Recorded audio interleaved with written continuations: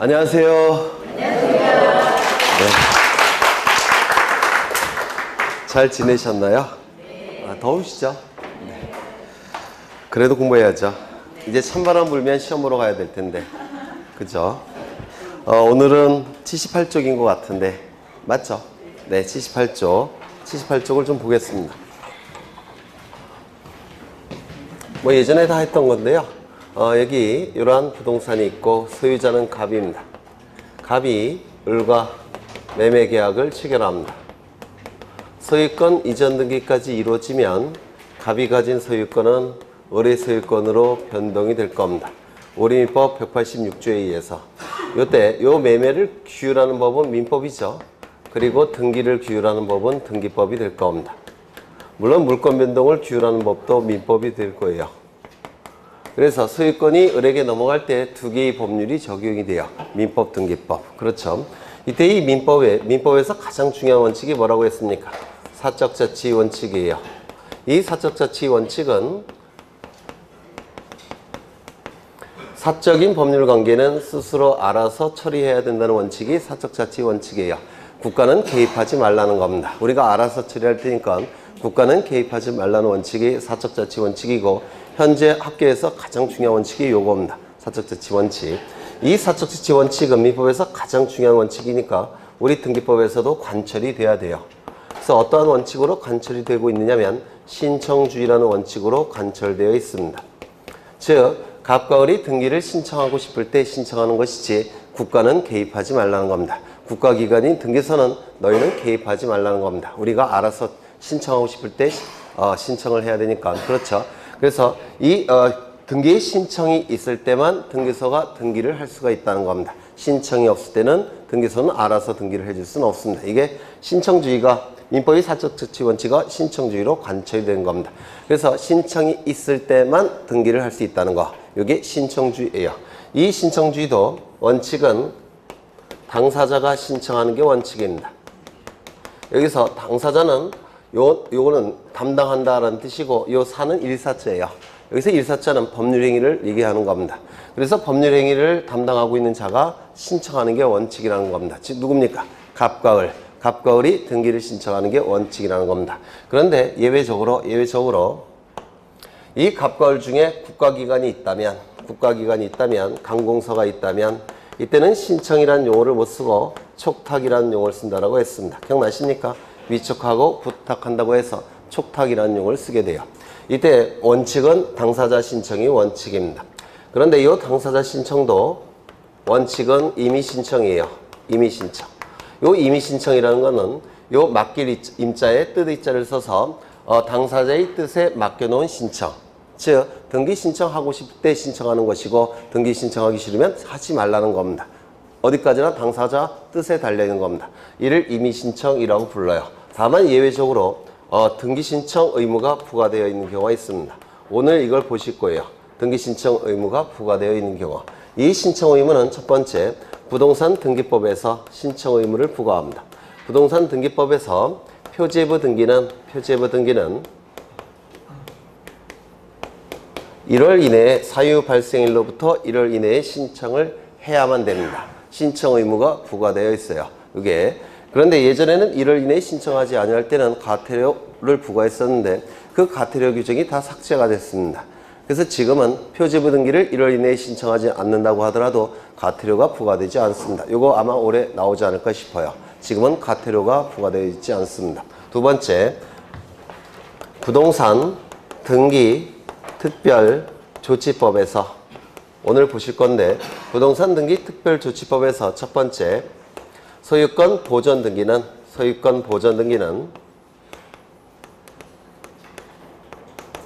60일 이내에 보존 등기를 신청 의무가 부과되어 있는 경우가 있습니다. 원칙은 뭡니까? 원칙은 신청 의무가 없다고 그랬죠? 임의 신청이 원칙이에요. 그런데 일정한 경우에는, 즉 제3자가 나타났을 때는 제3자를 위해서 60일 이내에 보존 등기를 신청해야만 됩니다. 이건 출제가 자주 되는 부분이죠. 두 번째, 일정한 경우에는 소유권 이전 등기에 대해서도 신청 의무가 부과되어 있는 경우가 있습니다. 일정한 경우에는. 그래서 이때는 1월, 여기는 60일, 먼저 외우고 가십니다. 표지부 등기는 1월, 그 다음에 부동산 등기 특별조치법상의 보존 등기와 이전 등기는 소유권 보존 등기, 이전 등기는 60일 먼저 외우고 가십니다. 세 번째, 이거는 우리 등기법에서 하지는 않아요. 뭐냐면 명의신탁을 얘기하는 겁니다. 명의신탁은 부동산 실권리자 명의등기에 관한 법률이 적용이 되는데 이 경우도 일정한 경우에는 등기신청 의무가 부과되어 있습니다. 이거는 민법에서 처리하는 것이고 우리 등기법은 이 두 가지를 보실 거예요. 그 다음에 요 임의신청의 원칙이라고 그랬죠. 등기를 신청할지 말지를 당사자의 뜻에 맡겨놓은 신청, 이를 임의신청이라고 불렀습니다. 이 임의신청은 원칙은 공동신청입니다. 그러면 이 공동신청은 등기 의무자와 등기 권리자를 등기신청 절차에 같이 가서 등기를 신청하는 게 공동신청이 될 텐데요. 왜 구태여 등기 의무자를 등기신청 절차에 참여시킨다고 했습니까? 등기의 진정성을 확보하기 위해서. 즉, 등기가 이루어짐으로 인해서 권리를 상실하여 불이익이 발생하는 등기 의무자를 등기신청 절차에 참여시키게 되면 등기 권리자가 즉 등기 명의인이 되는 자가 거짓의 등기를 신청할 가능성이 그만큼 줄어든다는 겁니다. 그래서 등기의 진정성을 확보하기 위해서 이 등기 의무자를 참여시키는 겁니다. 등기의 진정성을 확보하기 위해서. 그래서 이게 원칙이라고 했습니다. 그렇다면 두 번째, 단독신청에 의해서 이루어지는 경우도 있다고 했죠. 단독신청. 어느 경우에 단독신청에 의해서 등기가 이루어진다고 했습니까? 등기 의무자가 애당초 존재하지 않거나 또는 등기의 진정성이 다른 방법에 의해서 이미 확보가 됐다면 그때는 이 등기 의무자를 참여시킬 필요가 있습니까? 없습니까? 없어요. 그렇죠. 그래서 그때는 단독신청이라고 얘기했는데 이 단독신청에 관한 내용이 자주 출제가 됩니다. 이거는 오늘 계속 볼 거예요. 단독신청. 단독신청은 이걸 가지고 골라내시는 거예요. 이거 가지고 등기 의무자가 없는 경우, 등기의 진정성이 다른 방법에 의해서 확보가 된 경우. 여기에 해당되는 게 대표적인 게 뭡니까? 보존 등기. 그렇죠. 상속 등기. 그 다음에 또 뭐 있습니까? 표제부 등기. 이런 것들은 다 등기 의무자가 없습니다. 그래서 단독 신청에 의하게 돼요. 여기에 해당되는 게 뭐가 있습니까? 그렇죠. 강공세의 촉탁도 여기에 해당이 돼요. 또 뭐가 있습니까? 판결에 의한 등기 신청 또는 가등기, 가처분, 명령 결정에 의한 가등기 신청 전부 다 여기에 해당이 될 겁니다. 그 다음에 세 번째, 제3자가 신청하는 경우도 있죠. 제3자가 신청하는 경우 보통 세 가지가 있는데 첫 번째, 대위 신청. 오늘 보실 겁니다. 대위 신청. 제3자가 당사자를 대신하는 지위에서 등기를 신청한다라는 뜻이에요. 두 번째, 포괄 승계인에 의한 등기 신청. 포괄 승계인에 의한 등기 신청.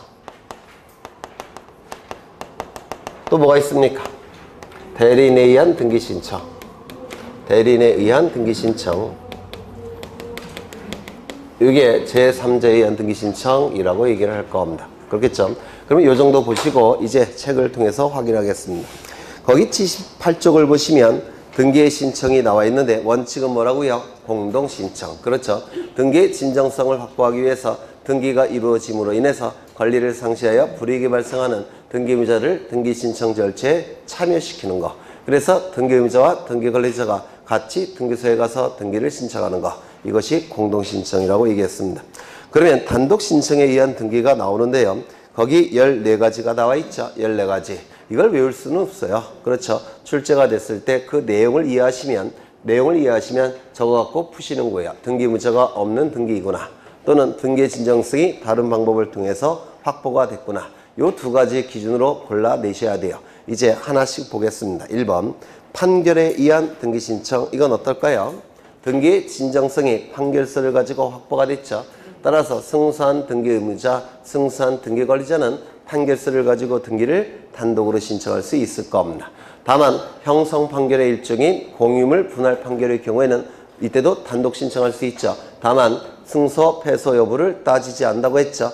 또한 원고 피고 여부도 따지지 않는다고 했습니다. 그래서 이 판결에 의한 등기 신청은 등기의 진정성이 판결서 갖고 확보가 됐기 때문에 단독 신청에 의할 수밖에 없을 겁니다.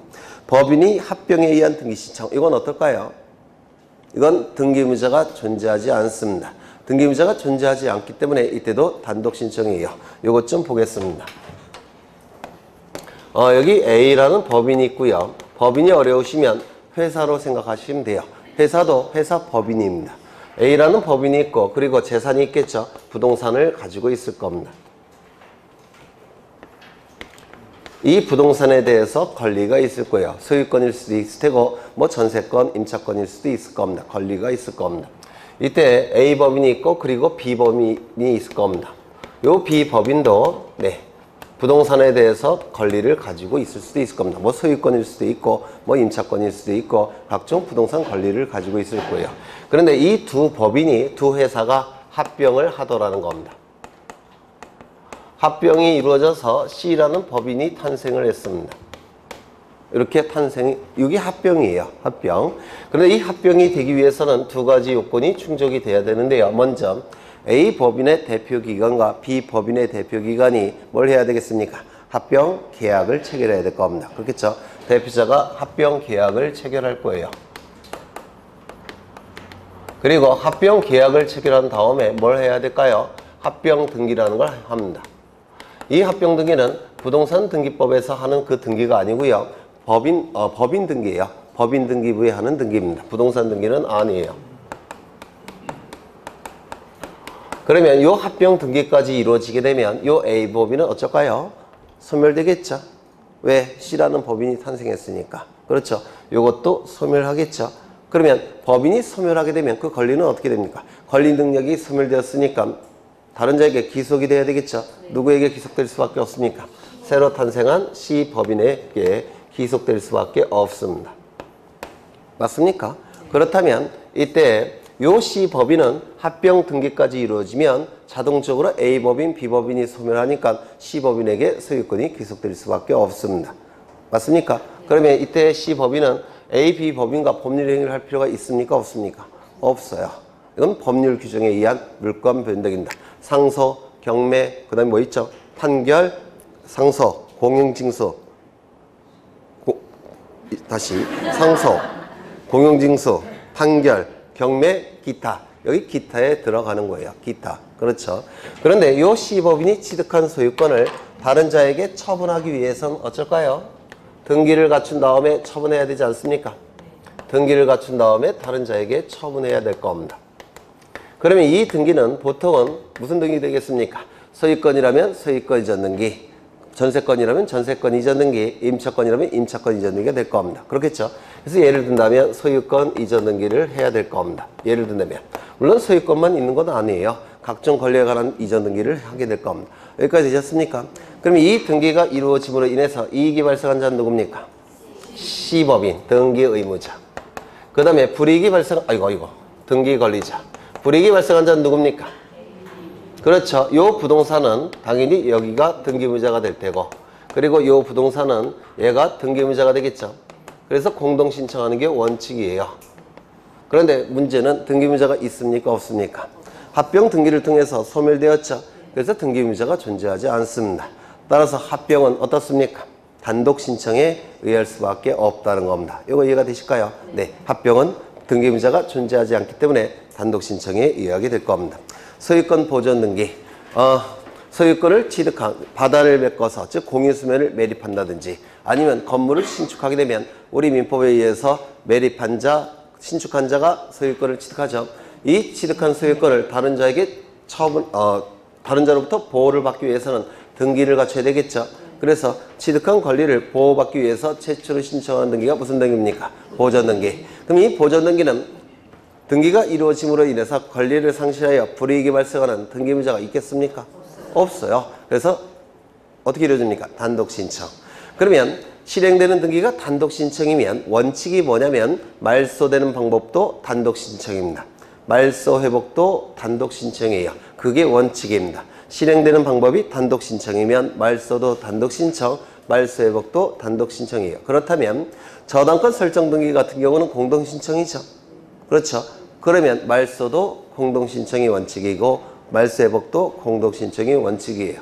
그래서 실행되는 방법과 말소되는 방법과 말소 회복되는 방법은 같은 방법을 사용하게 됩니다. 그렇다면 가압류 등기, 가처분 등기 이런 것들은 어떻습니까? 법원의 촉탁에 의한 등기죠. 그렇다면 말소도 법원의 촉탁이 원칙이고 말소회복도 법원의 촉탁에 의해서 말소회복되는 게 원칙입니다. 일단은 이걸 좀 기억해 두셔야 합니다. 굉장히 유용해요. 요거. 그 다음에 두 번째, 토지 수용을 원인으로 한 소유권 이전 등기. 토지 수용을 원인으로 한 소유권 이전 등기 어떻습니까? 기억 안 나실까요? 간단하게 좀 보시면 여기 갑이라는 갑이 이 토지를 가지고 있는데요. 을이라는 사업시행자가 공익적 목적을 달성하기 위해서 요 타인의 토지를 강제로 취득하는 것을 뭐라고 불렀습니까? 수용이라고 불렀습니다. 수용. 기억나실까요? 그런데 만약에 이 토지에 이 을보다 선순위 권리가 있다면 공익적 목적을 달성할 수가 있겠습니까? 예를 들어서 다른 자가 여기에 전세권, 지상권, 임차권, 저당권 등기를 갖췄다고 한다면 요 을보다 선순위자이기 때문에 여기다가 공익적 목적을 달성하기 위해서 이 토지를 취득해도 의미가 없어요.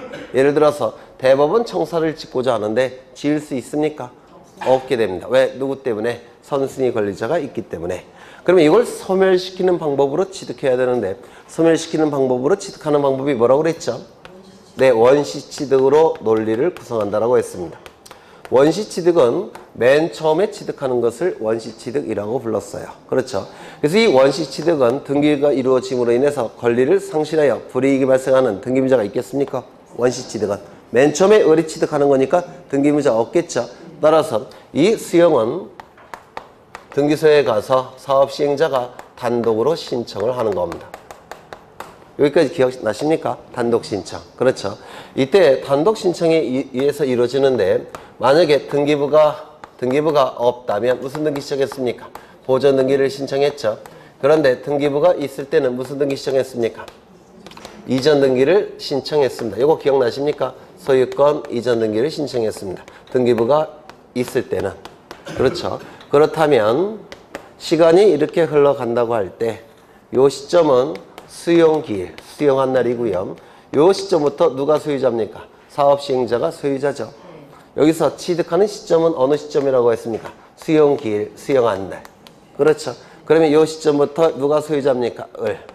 그런데 이 등기를 갖추는 시점은 그 이후에 갖추겠죠.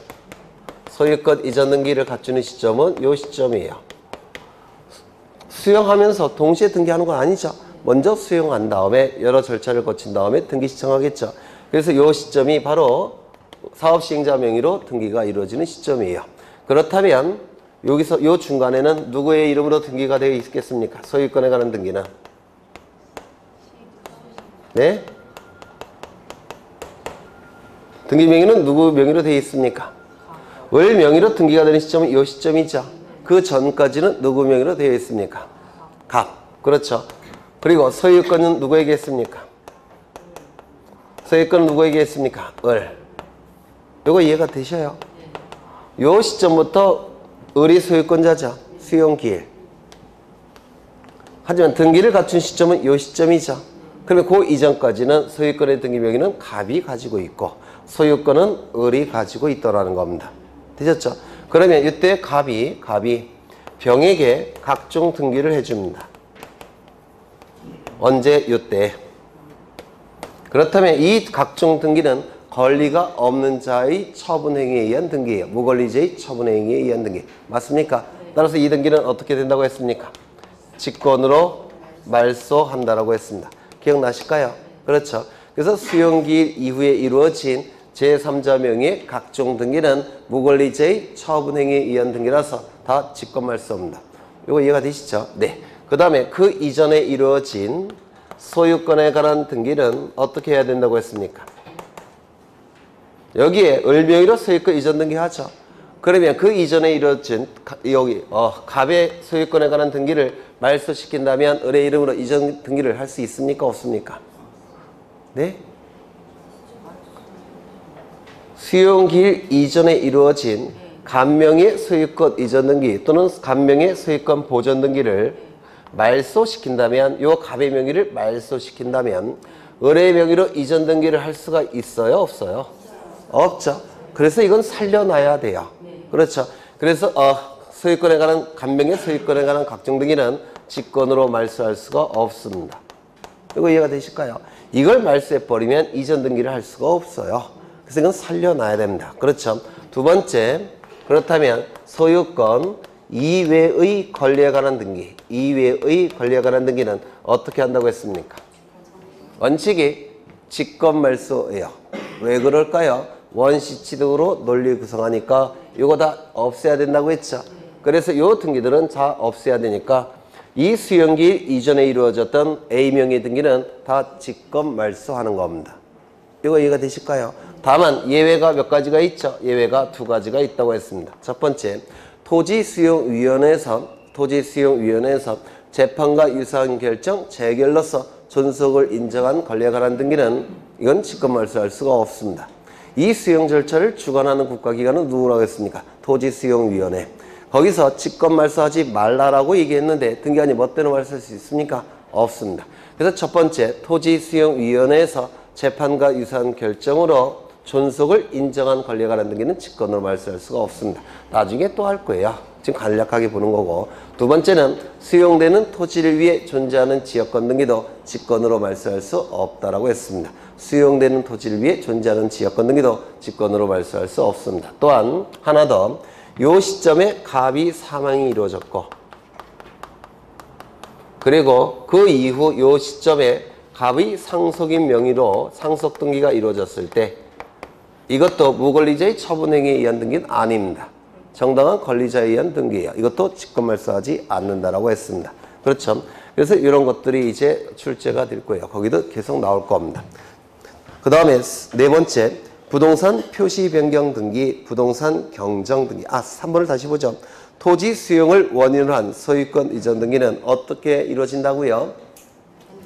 단독 신청. 이유는요, 원시 취득이니까 등기 의무자가 존재하지 않습니다.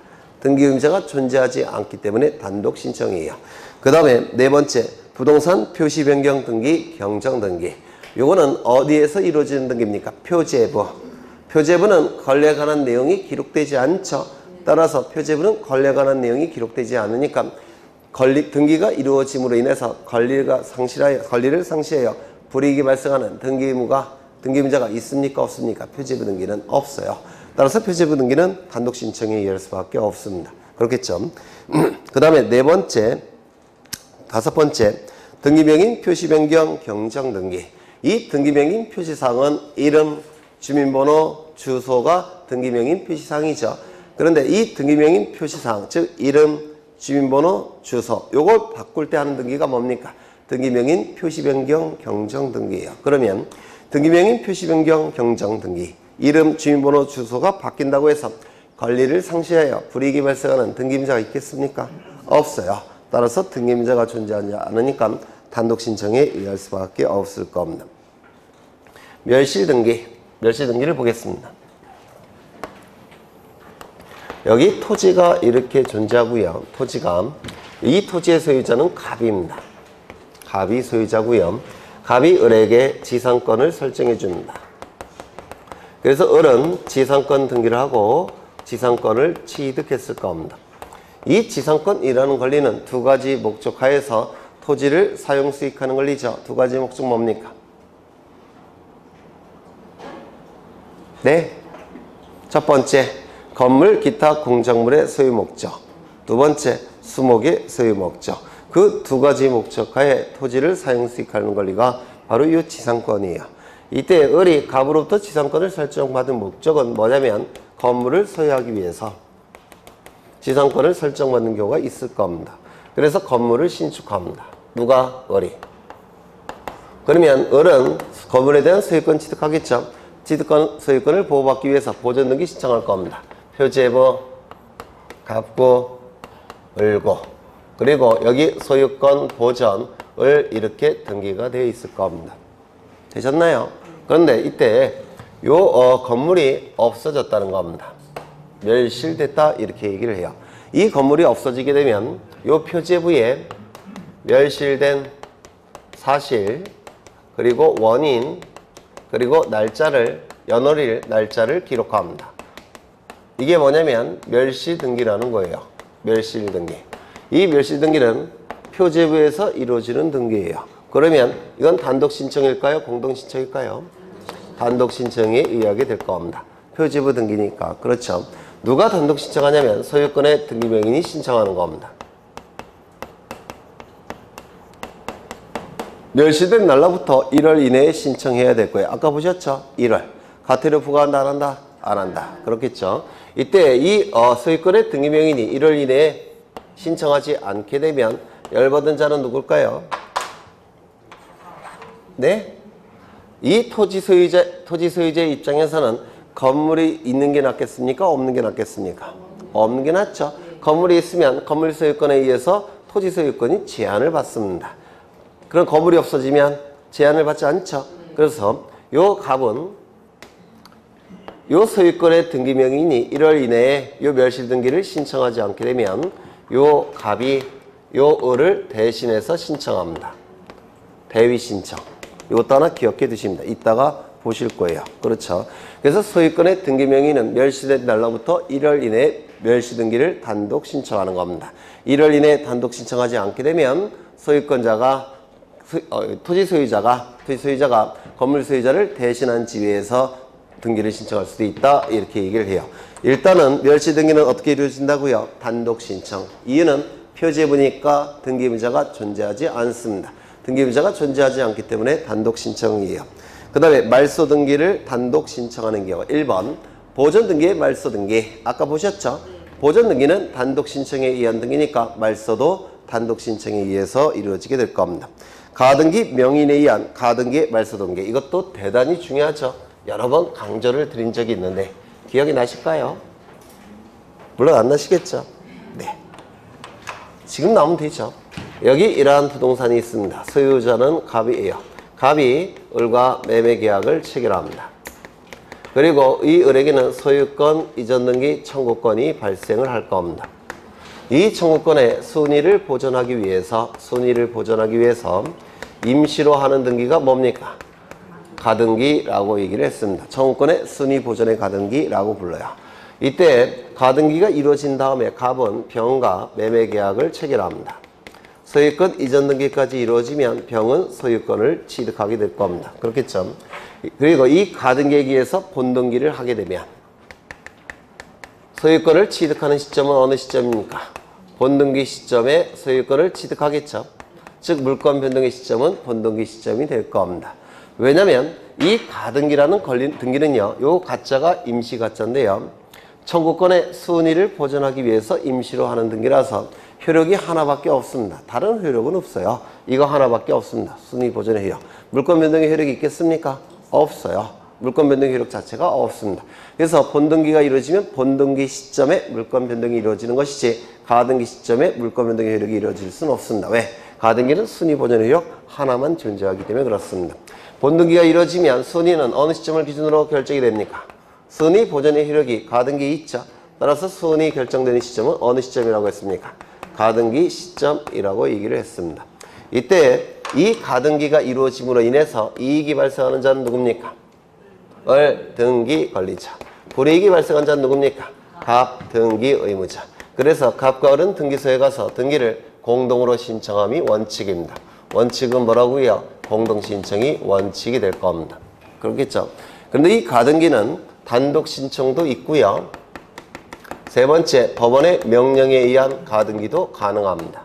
법원의 명령에 의한 가등기도 가능해요. 이 신청 절차에서.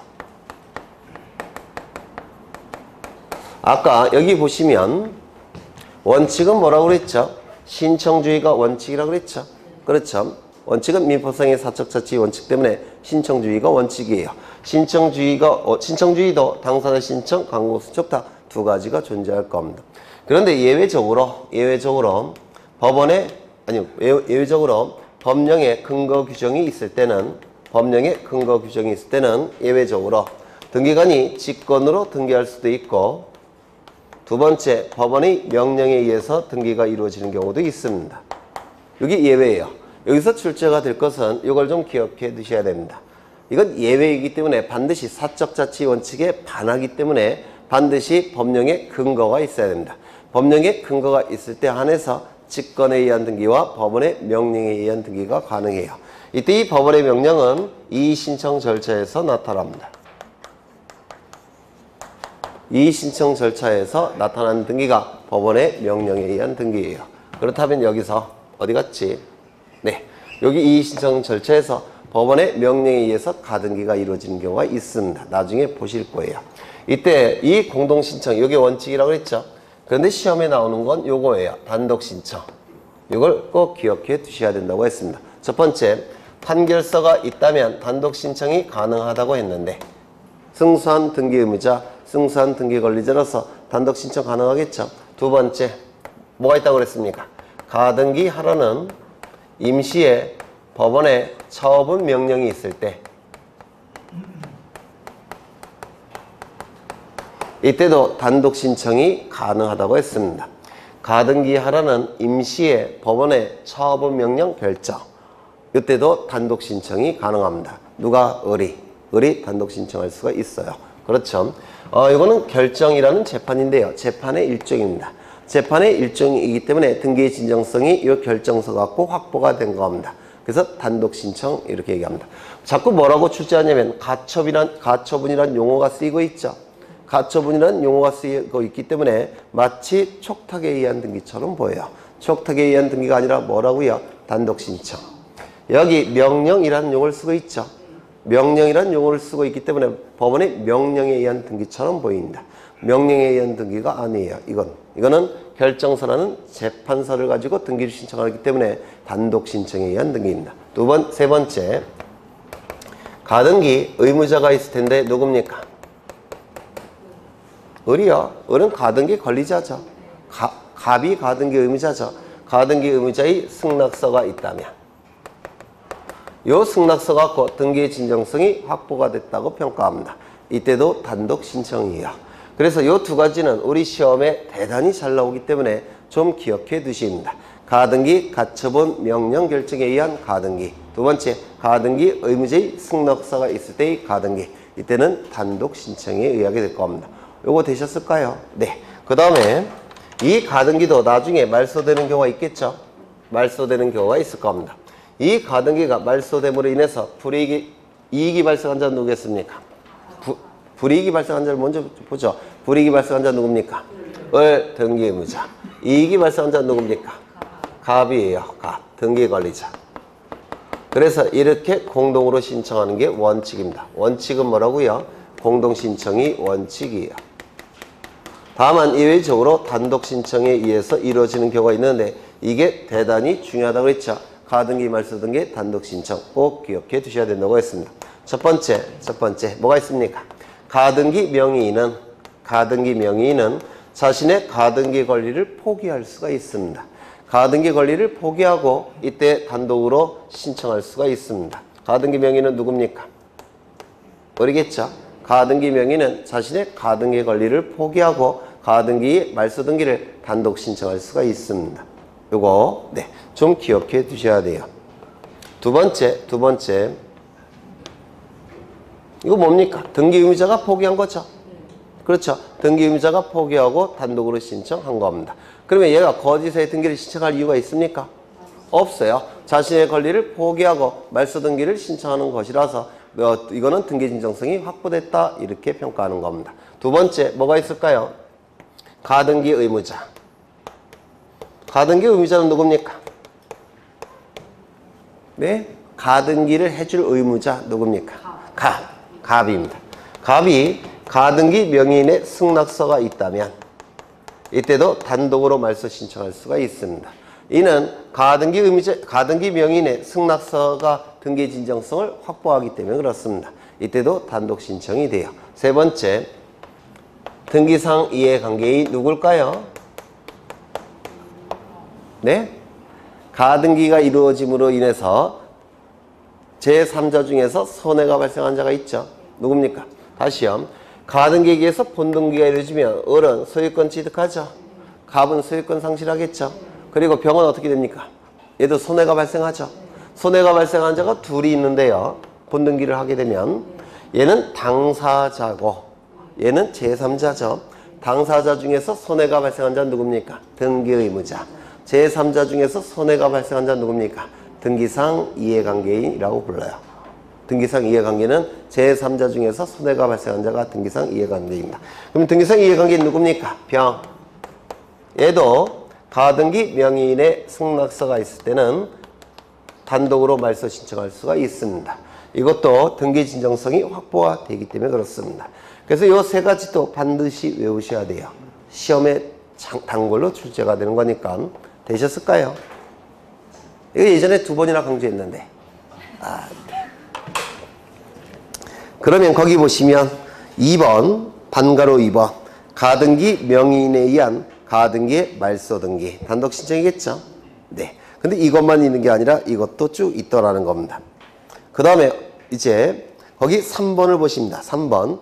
등기의무자의 소재 불명에 의한 말소 등기. 이것도 보실 거예요. 시험에 잘 나오니까. 이게 한 줄 설명하려면 이게 많이 걸려요. 우리 등기법은. 그래야지 이게 이해가 되신 거니까. 여기 이러한 부동산이 존재합니다. 소유자는 갑이에요. 갑이 을에게 전세권을 설정해 줍니다. 을은 전세권 등기를 하고 전세권을 취득했을 겁니다. 그런데 전세권 설정 계약에서 정한 존속기간이 만료가 됐습니다. 존속기간이 만료가 됐다면 이 을의 전세권은 어떻게 될까요? 네? 소멸되겠죠? 소멸이 될 겁니다. 전세권의 존속기간이 만료가 됐다면 전세권은 소멸할 거예요. 이 등기 어떻게 해야 될까요? 말소가 돼야 될 겁니다. 그러면 이 등기가 말소됨으로 인해서 불이익이 발생한 자는 누굽니까? 을 등기의무자. 이익이 발생한 자는 누굽니까? 갑 등기 권리자. 그래서 이 말소 등기는 이렇게 공동으로 신청하게 될 겁니다. 아까 전세권 등기는 공동 신청이죠. 그럼 말소도 공동 신청, 말소 회복도 공동 신청. 다만 등기 의무자, 등기 권리자가 바뀔 뿐이에요. 네, 그 원칙을 좀 항상 기억해 두시고요. 그러면 이제 등기소에 가서 공동으로 말소 등기를 신청할 텐데 문제는 요 을이 행방불명이 됐다는 겁니다. 소재 불명이 됐다는 겁니다. 그러면 말소 등기 신청할 수 없겠죠. 그러면 이 갑은 어떻게 해야 될까요? 법원에 말소 등기에 관한 소송을 제기할 테고, 그리고 판결서가 나오면 승소한 등기 권리자로서 판결에 의한 말소 등기를 단독 신청할 수 있습니까? 있겠죠. 근데 그 판결은 소송이 심리가 되고 있기 때문에, 즉 원고피고 나타나서 변론도 하고 하기 때문에 시간이 많이 걸려요. 판결은 시간이 많이 걸립니다. 그러면 그 판결에 의한 승소한 등기 권리자로서 판결서를 가지고 단독으로 말소 신청하기 위해선 시간이 많이 걸리기 때문에 등기부상은 이 등기가 계속 남아있겠죠. 그러면 후등기 저지르기 위해서 갑은 다른 자에게 전세권 등기해 줄 수 있습니까? 없게 돼버려요. 그래서 판결에 의한 등기 신청은 시간이 너무 많이 걸리니까 이건 좀 그렇습니다. 그러면 금방 말소 등기를 할 수 있는 방법이 있느냐? 있습니다. 어떤 방법이 있냐면, 네, 맞습니다. 예전에 한번 한 것 같아요. 법원에 공시채고를 신청합니다. 채고가 뭔지는 민법에서 공부하셨죠? 그렇죠. 채고인데 공시채고는 법원 게시판을 통해서 채고하는 것을 공시채고라고 불러요. 법원 게시판은 법원이 관리하죠. 그래서 법원에 신청하는 겁니다. 법원에. 법원 게시판을 통해서. 보통은 채고 어떻게 합니까? 내용 증명으로 보내죠. 그렇죠. 이거는 내용 증명으로 보낼 수가 없어요. 왜? 어디 있는지 모르니까. 그렇죠. 그래서 내용 증명으로 채고는 못하고요. 법원 게시판을 통해서 채고하는 겁니다. 이를 공시채고라고 불러요. 이건 법원 게시판이 법원이 관리하고 있으니까 갑이 법원에 신청하는 겁니다. 이것만 신청하면 의미가 없죠. 두 번째, 재건 판결이라는 걸 신청합니다. 이 재건 판결은 권리를 제거하는 판결이라는 뜻인데요.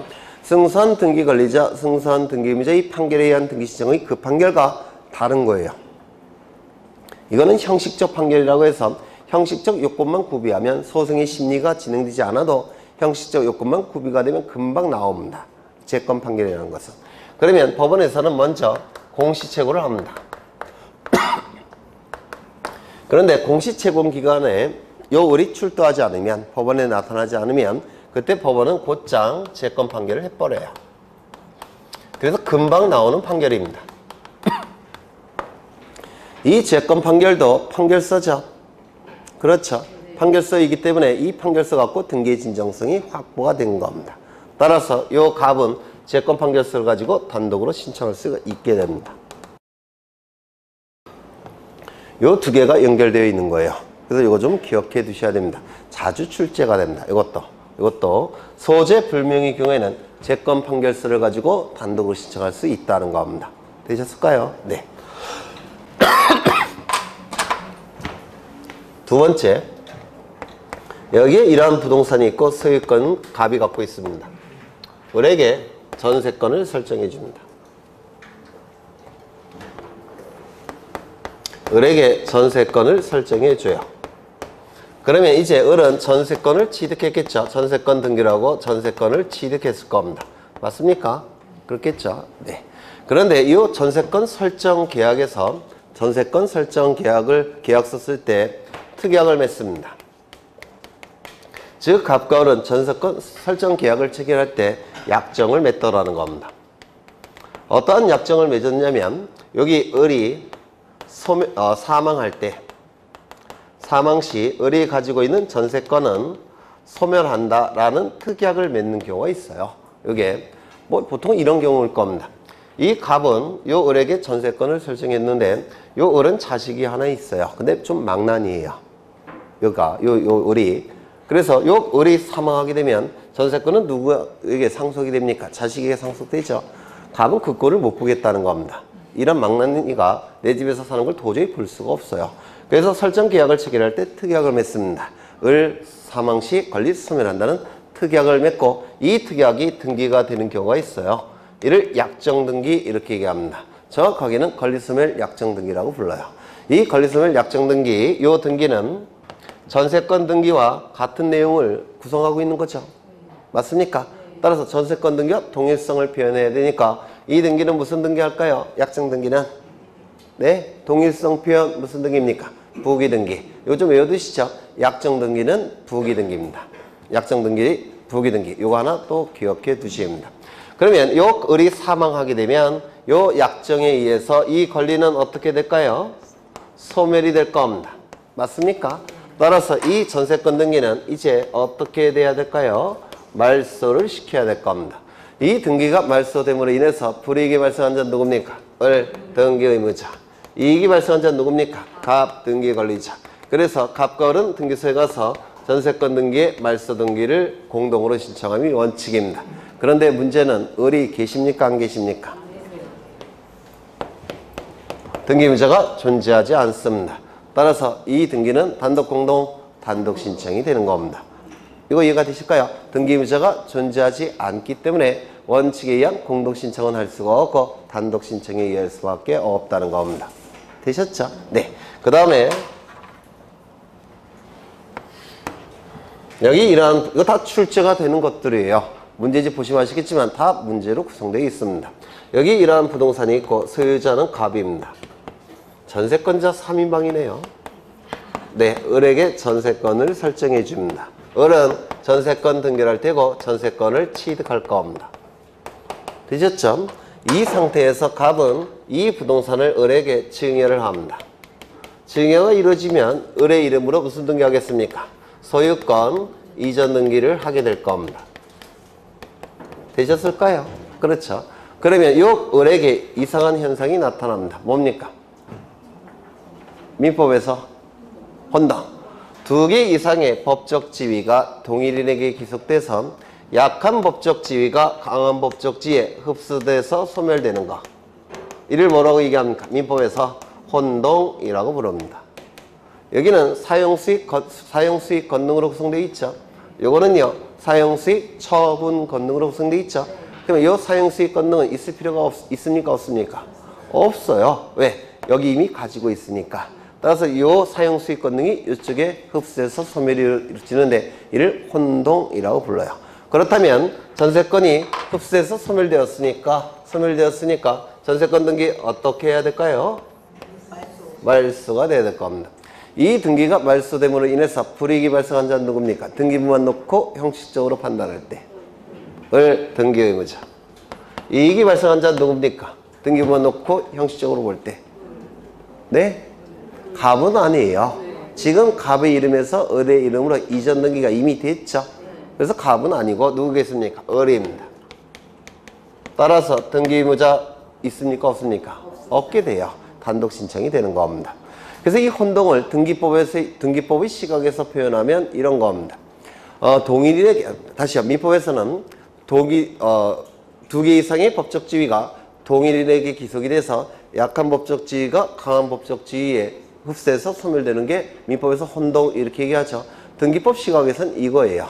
등기 의무자의 지위와 등기 권리자의 지위가 동일인에게 기속이 돼서 약한 법적 지위인 등기 의무자의 지위가 등기 권리자에 흡수해서 소멸되는 거. 이게 혼동의 등기법상의 표현입니다. 따라서 혼동은 무조건 뭐가 될 수밖에 없습니까? 단독 신청. 혼동은 무조건 단독 신청이에요. 좀 외워두시죠. 혼동은 단독 신청.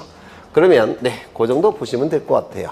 그러면 지문을 보시면 3번에 가등기 의무자의 소재 불명이 있는 경우 공시채고 신청하고 채권판결 신청해서 채권 판결을 받으면 어떻게 신청할 수 있다고요? 단독 신청. 맞습니까?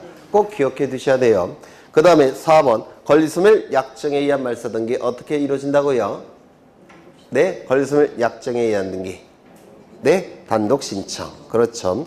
그 다음에 혼동에 의한 권리의 말소 등기 어떻게 된다고요? 단독 신청. 이렇게 얘기를 하게 될 겁니다. 권리소멸 약정 등기는 권리가 소멸된 자가 있겠죠. 권리소멸 약정. 그 약정에 의해서 등기부자가 없어진 겁니다. 등기부자가 존재하지 않으니까 단독 신청이에요. 그 다음에 8번을 보시면 가등기 의무자의 승낙서. 가등기 의무자의 승낙서가 있을 때는 가등기 어떻게 한다고요? 어디 갔어? 요거. 그렇죠. 그 다음에 그 밑에 거 보시면 옆에 거 가등기 거기 보시면 가처분 명령에 의한 가등기니까 바로 이게 가등기 가처분 명령에 의한 가등기예요. 그 옆에 있는 게 요거 단독 신청. 그렇죠. 그 다음에 신탁 등기. 신탁 등기는 제가 여러 번 강조했는데 단독입니까? 공동입니까? 단독이라고 했죠. 안 해도 될까요? 네? 안 해도 되겠죠. 어차피 뒤에 해요. 뒤에 하는데 시간 좀 넉넉하니까 네, 설명을 드리는 거예요.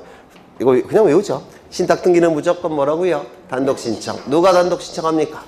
수탁자가. 그렇죠. 신탁 등기는 무조건 수탁자의 단독 신청이에요.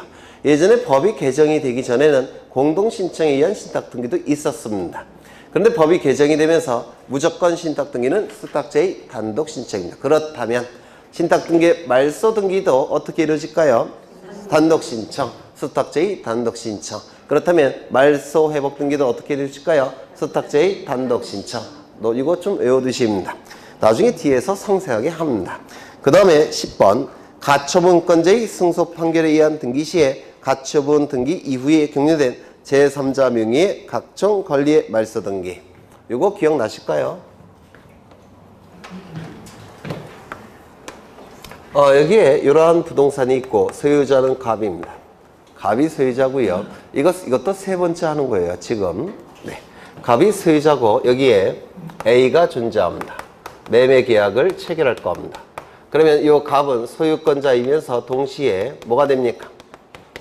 소유권 이전 등기 의무를 취득하게 될 겁니다. 맞습니까?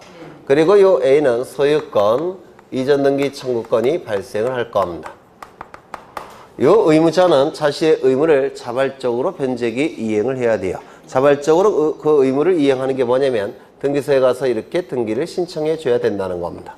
이 의무를 이행하는 게 등기를 신청하는 거예요.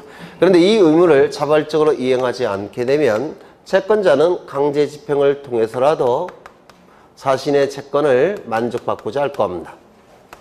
이 강제 집행을 하기 위해서 뭐가 필요하다고 했습니까? 강제 집행을 할 수 있는 권리의 원천 집행 권한이 필요하다고 했습니다. 이 집행 권한은 뭐가 된다고요? 판결서. 판결서가 있어야지만 강제 집행을 들어갈 수가 있어요. 이때 이 A는 판결서를 만들기 위해서 법원에 소송을 제기할 겁니다. 소유권 이전 등기에 관한 소송을 제기를 합니다. 그런데 이 소송이라는 것은 소가 제기된 시점부터 판결이 확정이 되기까지 긴 시간이 걸린다고 했죠. 맞습니까? 소가 제기된 시점부터 판결이 확정이 되기까지는 긴 시간이 걸려요. 그러면 중간에 요 채무자가 자신의 소유 부동산을 다른 자에게 처분을 하게 되면 요 시점부터 누구 소유가 돼버립니까? 을의 소유가 돼버립니다. 맞습니까? 그러면 판결이 확정된 시점에 이때 A가 승소 판결을 받았는데 요 판결이 확정이 됐는데 이때는 이미 소유권이 누구에게 넘어갔습니까? 을에게. 그러면 판결서가 있다고 하더라도 강제집행 들어올 수 있습니까? 없을 겁니다. 그렇겠죠. 그래서 요 채무자가 그 소유 부동산을 다른 자에게 처분하지 못하도록 해놓고 소송을 제기를 해야 됩니다. 그렇죠. 다른 자에게 처분하지 못하도록 하는 게 이 부동산을 계속 가지고 있도록 한다고 했습니다. 보존소송이라고 불러요.